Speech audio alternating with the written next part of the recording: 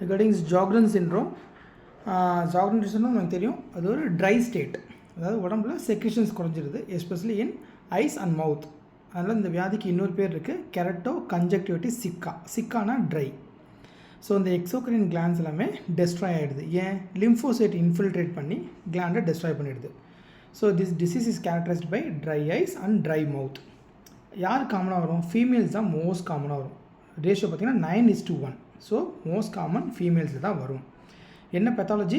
லிம்ஃபோசைட்டிக் infiltration into the glands and destruction of the glands. இதில் 2 type இருக்குது. Primary Sjogren syndrome, secondary Sjogren syndrome. Primary Sjogren சிண்ட்ரோம்னா அந்த பேஷண்ட்டுக்கு Sjogren syndrome தான் இருக்குது, வேறு ப்ராப்ளம் கிடையாது. செகண்டரினா பேஷண்ட்டுக்கு ருமட்டாய்டு ஆர்த்ரைட்டிஸோ எஸ்எல்ஏ இருக்குது, அது கூட சேர்ந்து இது இருக்குது. இன்னும் அடிஷனாக இருந்துச்சுன்னா அதுக்கு பேர் செகண்டரி அப்படின்னு சொல்கிறாங்க. ஸோ கிளினிக்கல் விசிஸ் என்ன இருக்கும்? ட்ரை ஐஸ், கண்ணில் வந்து கண்ணீர் இல்லை அப்படின்னாக்கா கண் உறுத்துற மாதிரி இருக்கும், கிரிட்டி ஐஸ் இருக்கும், கண்ணில் அடிக்கடி அல்சர்ஸ் வரலாம், செக்ரேஷன்ஸ் இதெல்லாம் வரும்.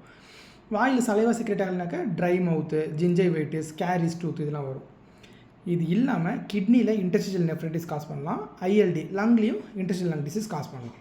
சாக்ஸ் சிண்ட்ரோம்னு ஒன்று இருக்குது, SOX sialadenitis, osteoarthritis and xerostomia, இது 3 சேர்ந்து தான் சாக்ஸ் சிண்ட்ரோம். எப்படி டயக்னோஸ் பண்ணுறது? ஷிர்மர் டெஸ்ட், நம்ம கண்ணில் கண்ணீர் உற்பத்தி ஆகுதுன்னு பார்க்கறதுக்கு ஷிர்மர்ஸ் டெஸ்ட் பண்ணி பார்க்கலாம். ஆன்டிபாடிஸ்னு பார்த்தோம்னாக்கா ஆன்டிரோ ஆன்டிலா அப்படிங்கிற ஆன்டிபாடிஸ் பார்க்கலாம், ஏஎன்ஏவும் பார்க்கலாம். ட்ரீட்மெண்ட் பார்த்தீங்கன்னாக்கா கண்ணுக்கு வந்து டிஆர் சப்ஸ்டியூட்ஸ் போட்டுக்க வேண்டியதான். ட்ரை மவுத்துக்கு பெருசாக ஒன்றும் பண்ண முடியாது, தண்ணி குடிச்சிக்கலாம், ஃப்ரீக்வெண்ட் ட்ரிங்கிங் ஆஃப் வாட்டர் பண்ணிக்கலாம். அப்புறம் பைலோகார்பின் can be used, hydroxychloroquine try பண்ணலாம்னு சொல்லியிருக்காங்க.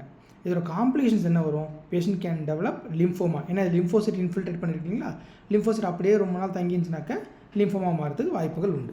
இதுதான் Sjogren சிண்ட்ரோம்.